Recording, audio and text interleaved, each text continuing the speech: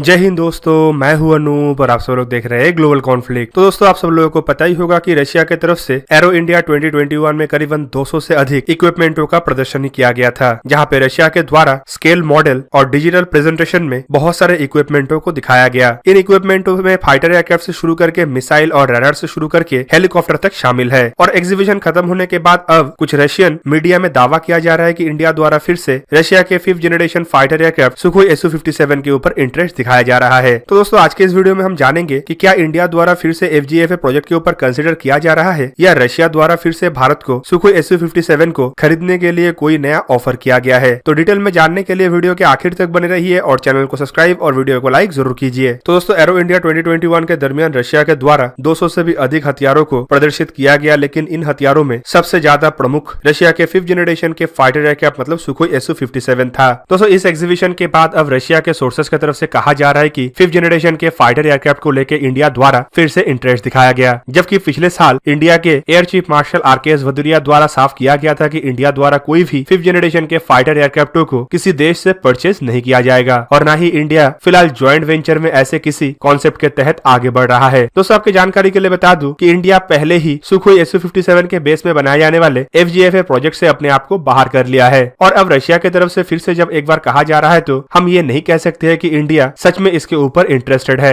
पर थोड़ा जानते हैं कि रशिया का पॉइंट ऑफ व्यू असल में है क्या। इस एग्जीबिशन के बाद रशिया द्वारा कहा जा रहा है कि चाइना का बढ़ता हुआ दबदबा और चाइना के द्वारा जिस तरीके से पाकिस्तान को हथियारों से लैस किया जा रहा है, उसे देखते हुए इंडिया अपने मॉडर्नाइजेशन को पहले के तुलना में काफी तेज किया है। इवन खाली इंडिया फॉरेन कंट्रियों से हथियारों को परचेज नहीं कर रहा है, बल्कि अपने लोकल प्रोडक्टों के ऊपर भी पहले के तुलना में काफी ज्यादा फोकस कर रहा है। इंडिया द्वारा इंडिजीनियस बहुत सारे हथियारों का निर्माण किया जा चुका है, जिनमें फाइटर एयरक्राफ्ट से शुरू करके सरफेस टू एयर मिसाइल और स्मॉल आर्म से शुरू करके आर्टिलरी तक शामिल है। जबकि इसके अलावा इंडिया फॉरेन कंट्रियों से खरीदा हुआ हथियारों को भी लोकलाइज्ड प्रोड्यूस कर रहा है। एग्जांपल के रूप में रशिया के T-90 टैंकों को ही देख ले, जो रशिया से भारत ने खरीदा भी है और भारत में फिलहाल उन टैंकों को मैन्युफैक्चर भी किया जा रहा है। और दोस्तों, ऐसी सिचुएशन में जब भारत लोकलाइज प्रोडक्शन भी कर रहा है और अपने दुश्मन देशों से अपने आप को प्रोटेक्ट करने के लिए मॉडर्नाइजेशन भी कर रहा है, तो एरो इंडिया को रशिया द्वारा काफी महत्व दिया गया। रशिया इस एरो इंडिया एग्जीबिशन के दरमियान अपने S-400 मिसाइल से लेके viking surface to air missile, armoured personnel carrier K-16, BMP K-17, helicopter KA-52 और KA-31, multi role light transport helicopter KA-2260, Mi-28NE attack helicopter और Mi-17 V5 हेलीकॉप्टर के अलावा Mi-171SH transport helicopter को भी display किया था। इसके अलावा रशिया की तरफ से फाइटर एयरक्राफ्ट के क्षेत्र में MiG-35D मतलब ट्विन सीटर ट्रेनर वर्जन और सुखोई 35 जैसे फाइटर एयरक्राफ्टों को दिखाया गया था। 5th जनरेशन फाइटर एयरक्राफ्ट को भी रशिया द्वारा इस एग्जीबिशन का हिस्सा बनाया गया था, जबकि ट्रांसपोर्ट एयरक्राफ्ट के क्षेत्र में illusion 78 MD-90 military transport aircraft और इल्यूजन 78 MK-90A रिफ्यूलर एयरक्राफ्ट को भी रशिया द्वारा डिस्प्ले किया गया था। और दोस्तों, इन फाइटर एयरक्राफ्टों को लेके इंडिया का इंटरेस्ट के अलावा रशिया की तरफ से कुछ प्रीवियस डीलों का भी हवाला देते हुए एयरक्राफ्टों के बेनिफिट के बारे में जिक्र किया गया। दोस्तों, इंडियन मार्केट में रशिया का जो सबसे बड़ा प्लस पॉइंट है वो है कई सालों का दबदबा। दोस्तों, इंडियन आर्म फोर्सेज में 70% से भी अधिक हथियार रशियन या सोवियत ओरिजिन है। इवन ये कहना भी गलत नहीं होगा कि सोवियत यूनियन और रशिया की तरफ से बनाया हुआ लगभग हर तरीके का हथियार को सोवियत यूनियन और उसके बाद रशिया के द्वारा भारत को ऑफर किया जा चुका है, चाहे वो फाइटर एयरक्राफ्ट हो, आर्टिलरी हो, टैंक हो या फिर हेलीकॉप्टर। और इसीलिए सुखोई 57 का पेशकश भी इतना हैरानपूर्ण नहीं है। दोस्तों, रशिया की तरफ से यह भी कहा जा रहा है कि 1962 में पहली बार इंडिया को रशिया से ही सुपरसोनिक फाइटर एयरक्राफ्ट मिला था, जबकि 1967 से इन एयरक्राफ्टों को भारत में ही मैन्युफैक्चर करना शुरू किया गया। रशिया भारत के साथ